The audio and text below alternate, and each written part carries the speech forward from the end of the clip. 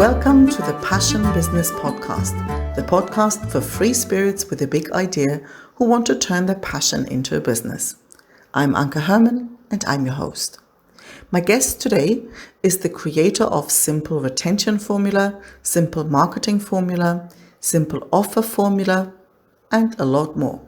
For the past 12 years, he has helped entrepreneurs build profitable businesses in various niche markets and industries. Currently, his call center helps established businesses fix their follow-up problem and scale through referrals and customer retention without spending any money on ads. He's an avid skier and hiker, and he loves to spend time with his family and friends. Welcome, Mostafa Hosseini. Hello and welcome, Mostafa. I'm excited to have you here today. How are you? Excited to be here. I'm good. I'm doing great. How about you? Thanks for having me. Very well indeed. Why don't we start? Let people know where in the lovely world you are, where you're from, where you're based, and what's your business. I'm from Calgary, Alberta, up in Canada. And so I'm in Calgary, Alberta, up in Canada. My business, I run a call center specializing in follow-ups, retention, and referrals. Now that's I think a very badly needed service because I think people are always so focused on getting new clients that they kind of quite often forget to look after the ones they've already got. Now, obviously, you knew I was going to ask you, how on earth did you get there? So where did you start? How long have you been in business? And is this the first kind of, did you know right from the start that this is what you were going to do? For sure. So the story is that I went to school for engineering first, did 2.5 years of engineering, and I didn't like it and I dropped out. Took a year off and I got into marketing school and business school. Got a diploma in marketing, got a bachelor's in business management with a minor in marketing. And then basically while I was in school, I started a marketing agency. And we ended up offering A to Z digital marketing to our clients. And I ran that agency from 2010 to 2018. Over the years, I've ran an IT business. I ran a construction business when I was in school. I've kind of tackled the car business a little bit, and then got into the marketing agency business. I also own a software. Now, over the years, I learned about the power of customer retention and referrals. And I learned from Dan Kennedy about the power of it and the fact that not very many people actually do it, right? And so people, like you mentioned, do very poorly when it comes to follow-up. So 2017, I read the 80-20 principle by Richard Koch, which kind of changed the way I think and changed the way I do business. So almost overnight, I dropped the agency because I just didn't like it as much as I wanted to. And I kept going with coaching and consulting. And I started sharing the stuff that worked for us over a 7 to 8 year span, the stuff that we got results from, and call it the 80-20 of marketing and the essentials of marketing in my course called Simple Marketing Formula. So there we help people create their simple marketing plan and their simple marketing strategy. There was always 6 modules in the course, and the last module was retention. And so the story is that over the years, every time I ran out of cash or customers or appointments and introductions and whatnot, I would pull my hair out for a few days. Then after a few days, I would come to my senses. I would pick up the phone, make a round of calls to my existing list of prospects and customers. And on the day of, I would get appointments, cash, referrals, introductions, you name it. So I'm like, this is awesome, right? And we would get between 10 to 30% conversions. Like out of every 10 calls, we would get between 1 to 3 different outcomes. So I started sharing the process and the script in Simple Marketing Formula. I'm like, people, here's the script, here's the process, and you should grab this, try today, and you're going to see results today. Nobody would do it. I'm like, why do you think that is? So later on, I found out that people just hate to pick up the phone, and they are just straight up afraid of conversations. And that's why they didn't do it. So then I kept pushing people, even in my mastermind. We were like, here's the script, here's the process. Even though they were complaining about sales and appointments and customers and cash and whatnot, they still wouldn't do it. So a few times during Simple Market, have you been to Simple Marketing Formula? No. No, you haven't. All right. So a few times during the course, we had a guy who was making calls for us, and he was looking for more work. So I'm like, hey, people, I have a guy who can make calls for you to your list. Who wants an introduction? Everybody. I'm like, oh, that's interesting. Then later on, I'm like, people, what if we do it for you and manage it for you? Who wants us to do that? Hell yes, everybody. I'm like, all right, there's a business here. That's why we started the call center, and we specialize in follow-ups and retention and referrals, which is a big problem. I love it. I love it how you also how one emerges from the other, right? I mean, 100%. I'm curious, like, I obviously want to come back there, but before you, wait, what? Like construction business and this and that? Like, how did you get, like, what were you looking for? Like, did you try out all these different businesses to find the one that works for you? Or were you sort of, how do you go about creating a business? Like, is it always like you observe a need and then you match your skills and experience and aptitudes to that? Or how do you start that? Great question. So the construction business was a school project. When we were going to school, I needed to pay for myself and for the school. And we came together with a few friends who were like, let's start a business. Let's start doing renovations. And we had a team. I think I had a team of 12 to 15 people at some point. We were doing painting, renovation, and all sorts of stuff. And then later on, I realized it wasn't the thing for me. And then, so another part of my story is that I grew up in a family where finances were always a problem. My dad was an employee. He really worked hard. And I remember I was at my son's age. I have two boys. One is 2, one is 6. I was at the 6-year-old's age, and I was always wondering, why is it that my dad works so hard? And my uncles and aunts and my grandpa and the other people, they have way more than he does. Mm-hmm. And so it was around that time when I was always interested in doing business for myself. For some reason, I knew this employee route was really not my thing. And so I grew up later on, I think it was around 2006 or 7, I read The Rich Dad, Poor Dad by Robert Kiyosaki. And that was like almost the exact story of my life, right?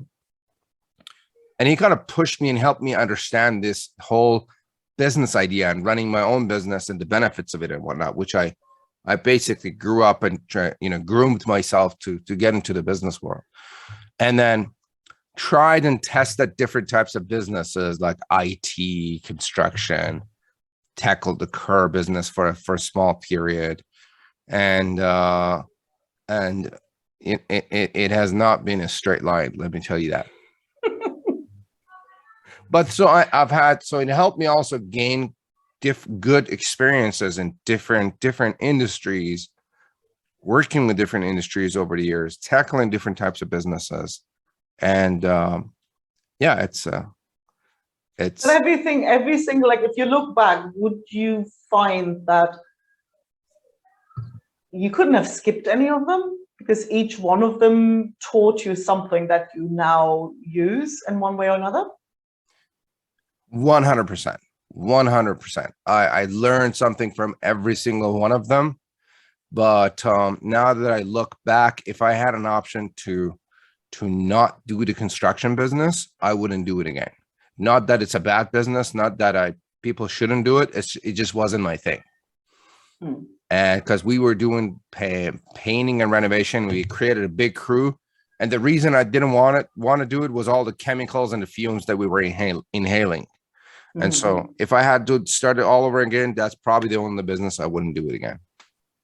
But I think it's almost like just as valuable to know, 100%. Like what not to do and what to pay attention to, because it's like this stuff doesn't come on a silver platter, right? You know, like we always 100%. always have these, like, have to learn these lessons. So you had a team of people working with you, like right from the very beginning. Did you find that hard like at the young age you were, like, you know, having not just to figure out how to do stuff yourself, but also, you know, how to manage other people? Was it hard? No, it's usually easier to have to work with people. And it's usually the hardest to work by myself, because having to think about everything, having to manage and figure everything out on my own, oh, that's really difficult, right? Even if I think it's even easier, even if you have bad people working with you, like bad employees, it's still easier. Like they're still doing something for you, right? And even though it be a little bit of headache to like train them and, you know, manage them and the rest of it, it's still easier. And so you could delegate, because running a business, there's a million different hats we have to wear, and there are a million different things to do. So it's never a one-man job. I love you saying that, because like a lot of people listening will be sort of coaches and one-woman shows, and that idea of, oh my God. And to be honest, like even the way I asked the question, like I've only come around to appreciating the benefits of having other people, you know, fairly recently. I was definitely one of those people where it was just easier to do it myself, you know. So it's really interesting perspective the way you say it. It's like, oh well, even if they're crap, like they're still better than me doing it all on my own, you know. And to discover that so early, that's that's fascinating. So if somebody, I mean, obviously you saw, I think you were in a sense lucky. I mean, maybe your dad wasn't that lucky, but like you were lucky to see him and really saw at 6 years old that, wait, you know, like working hard isn't the thing that makes you, you know, makes you wealthy. So to even question that connection at that age, I think that's just you know, that's a huge, huge gift that he gave you, like without 100%. knowing, probably. No, you know? I think he really liked what he did. He would get up at 5 a.m., go to work, 4:30, 5 a.m., go to work, come back late in the evening. He liked what he did, but I didn't like the results. So I'm like, I don't like this. I'm going to try something different.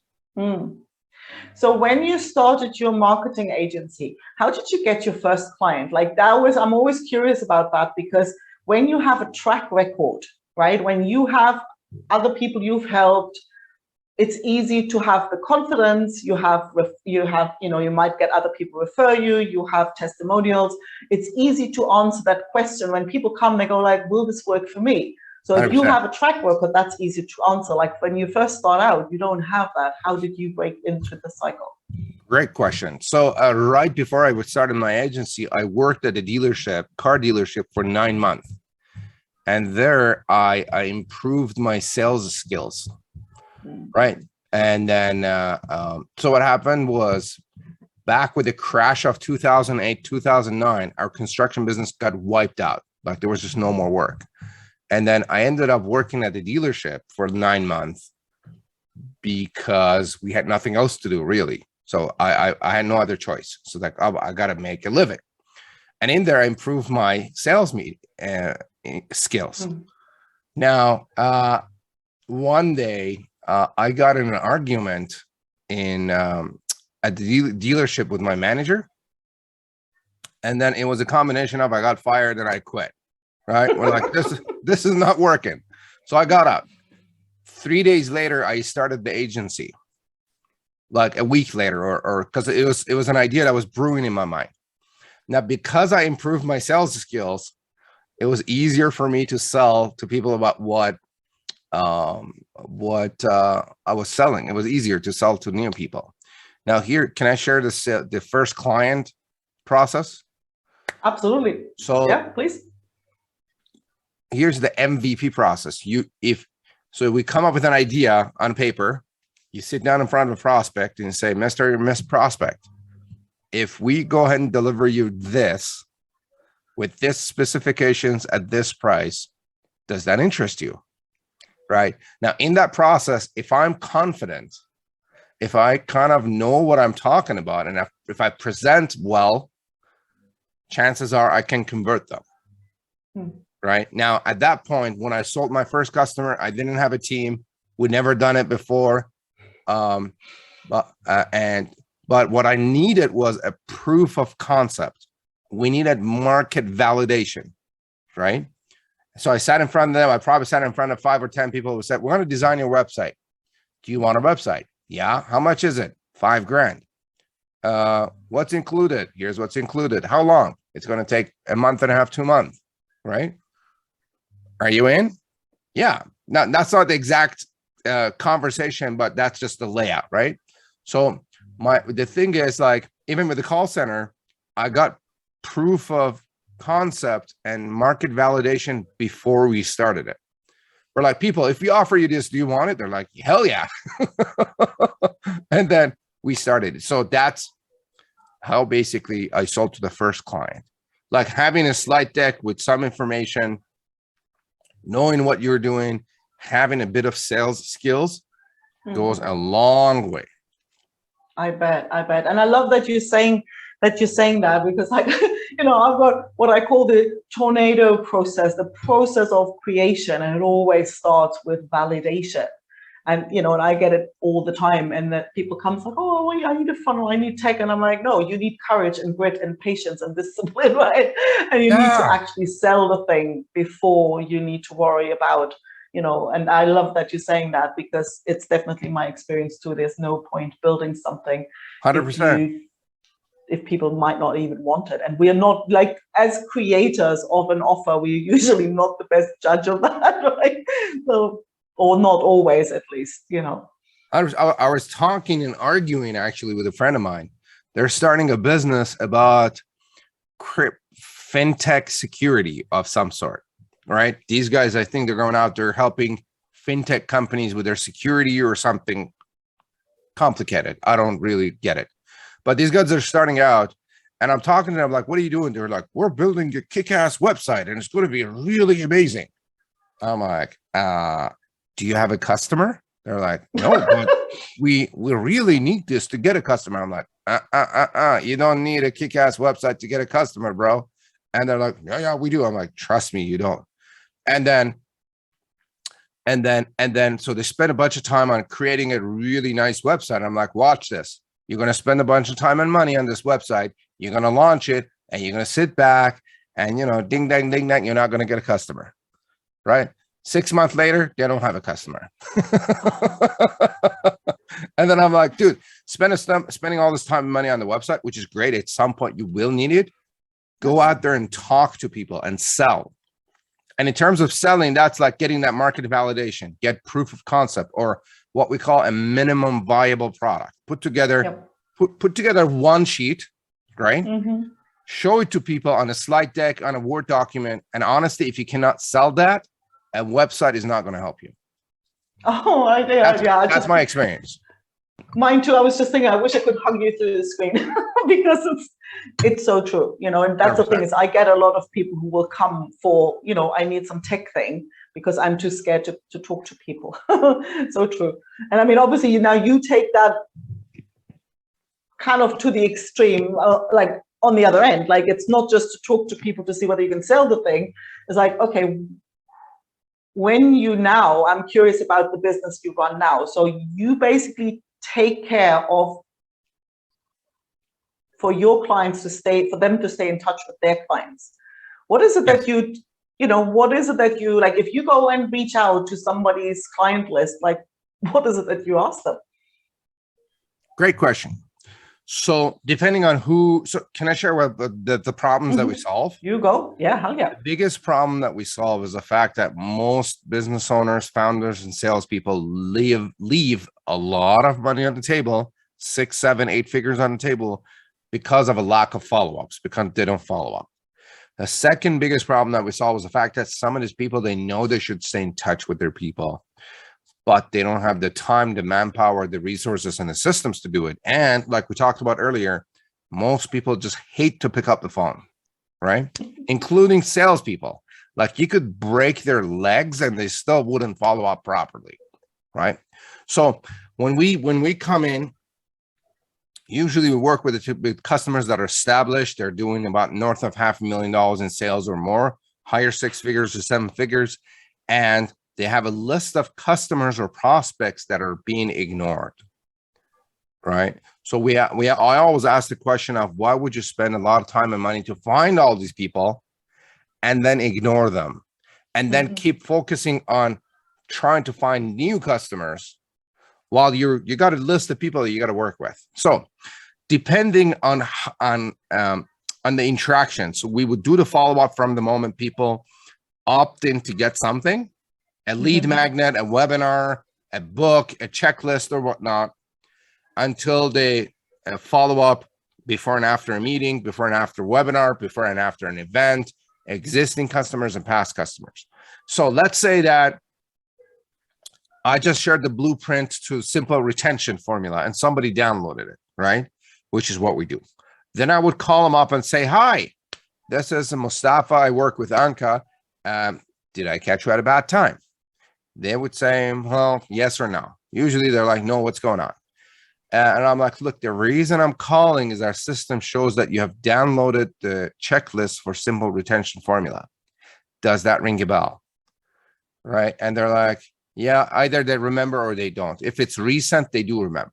Then I'm like, look, I'm just wondering, you probably didn't want to waste your time. What was the problem you're trying to solve by downloading this checklist? You see what I'm doing there?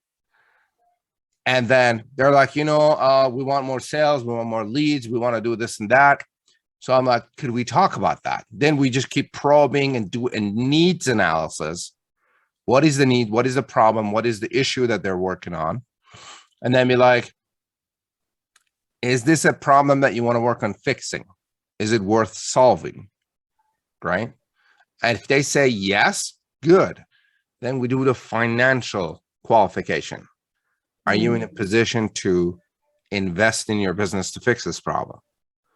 Right? Then we work on, would you like to talk to one of our team members, the coach, the salesperson or whatnot, to see if, and that's a big if we can help you, right? Because right now I'm not sure if we can, but there might be a chance, right? So that way, that's how we follow up depending on the occasion. So we do the same with, before a webinar, we do confirmations. After a webinar, we do follow-up with all the buyers, non-buyers, and the no-shows. Same thing with the events. So we're like, hey, you registered for this event, you didn't show up, what's going on? Can we help? And the rest of it. And that's so we always have a very friendly and nurturing approach. It's not a pushy, salesy approach. We're like, that hey. makes all the difference, doesn't it? Like, it's even like listening to that, it says, what made you want the thing? I think it's such a cool question, because it really entices people to kind of like, what I really like, and then they get a chance to talk about what's going on for them. 100%. I think and it doesn't feel, it doesn't feel salesy in that sense, right? So it doesn't feel like, ooh, he's going to shove something down my throat now. So it's definitely, so I can also see how that would really help a company out, because that is like, to keep track of all of that, that's a big job. 100%. Yeah. And they don't do it. Usually they don't do it. Usually they're leaving prospects on the table, leaving money on the table, leaving their customers up in the air with the lack of follow-up. They don't know what's happening with the customers. And by just staying in touch, you increase customer retention, and you get referrals, you get appointments, you get introductions, you get more business from them, like upselling them, doing more things and other things for them. A lot could happen. Yeah, I think that's such an untapped resource, right? And I think everybody knows in theory. I'm just so curious, like, why is it that, see, if a solopreneur, like if I look at a coach now and I'm like, oh my God, that sense of outreach might feel like, because there would be this expectation of being judged, right? So like, what if they didn't sign up? Like, oh my God, like this is going to be really creepy, or they might, like somebody can really get up in their head about picking up the phone. Can I share a tip on that? Yes, please. Yes, please. So here's a tip on how to overcome that fear of picking up the phone. If you're a solopreneur and you want to do this. So the tip is you're calling them to have a friendly conversation with them. Yeah. You're calling them to ask questions and listen. You're not calling them to have a verbal diarrhea, like, blah, blah, blah, and it starts selling. Like that's what people are thinking. They're like, I'm going to call them, I'm going to sell, and I'm going to be judged, and I'm going to be pushy, and they're not going to like it. Well, don't do that. Right? Yeah. So just call, and like if you're a friendly, nurturing person, call them, say, hey, what's going on? Where are you at in life? Where are you at in business? Can I help? Right? And then the help could be like, can I introduce you to someone else? Because I can help you. They're going to tell you, I have this problem, and maybe I cannot help that problem, but I'm going to make an introduction to them. Is that valuable to that person? Absolutely. Right? So with that approach, you could call them, have conversations with them, human conversations, which is missing a lot these days, and then grow your business, get referrals. Now, here's the other piece. You talk to a person, and the person in front of you may not be qualified, but they may know someone that is qualified. So we always ask them, look, I understand that this is not the best time for you, and we may not be the right fit. Who do you know that may be having this problem that we might be able to help? Right. And they'll be like, I know John. Sometimes they'll tell you, I know John and Stephanie that, they have that problem. I'll make an introduction. Perfect. I appreciate it. Right. But if you don't have those conversations in a nice, friendly way, it's not going to happen. So that's my tip for you to overcome your fear of picking up the phone and having conversations. If you don't want to be salesy, don't be salesy. I love it. Yeah, it's so simple, isn't it? But I think the key really that I picked up in what you just said was that to go into it with the sense of, can I be of service? 100%. And that's not limited to my services, right? That I think is like, because if you come in, it's like, oh, well, because there's also like, if somebody goes, I just want to see whether I can help you. It's like, okay, what do you want, right? So there's already that, like, you're going to try and sell me something. So being of service might include an introduction to somebody else, or maybe a book or a link to an article or a video or something, well, 100%. That is a whole different conversation, right? 100%. And it isn't creepy for either of them. Absolutely. Can I share another tip to overcome the fear? Oh, yes, please. All right. So if you really believe in what you do, and you know that you can help someone, even if you are perceived as pushy or salesy, so what? Let it be. Because let's say I'm talking to you, Anka, and you're like, Mostafa, I have a problem with my follow-up, and I want to fix my follow-up problem. Here's my sales philosophy. If I know that I can help you, I have no problem with being pushy and salesy, because I need I need to get you out of the way so we can help you. True. Isn't that most of the cases, right? Like, let's fix this problem. Oh, I'm not sure. Let me talk to my wife and to my dog, and let's see what my dog's opinion is about my business, right? And people will come up with all sorts of nonsense to not do what they're supposed to do. And so our job is to be responsible enough to hold them responsible to fix the problem that is really hurting them. So some cases, I have no problem being pushy. And here's the other fact. If someone is like, oh my God, I can't believe you're being so pushy, and they're not going to buy, they're not a buyer to begin with. And it's okay if they unsubscribe and they get out of my life. I'm perfectly fine with that, because we want to talk with qualified people, I guess, and people that we want to help. And we That's so true. Right? So yeah, that's a couple of tips. Actually, that reminds me of a story that Michael Neal, I don't know whether you've heard of him, but if you haven't, I'll send you his way. But he has a story around that really helped me see this in a different light. He says, when I sell, I think of Oliver, right? And he says, well, Oliver is my son, right? And he said, if I see Oliver has a problem with something, and I know that I have a solution, I'm not going to go, oh my God, I don't want to be salesy. He says, well, no, I'm going to make sure he knows about it. And 100%. I will put all my arguments on the table to convince him. If, I'm his dad, I'm never going to sell him something that's not good for him. I'm never going to try and convince him of something that is not in his best interest.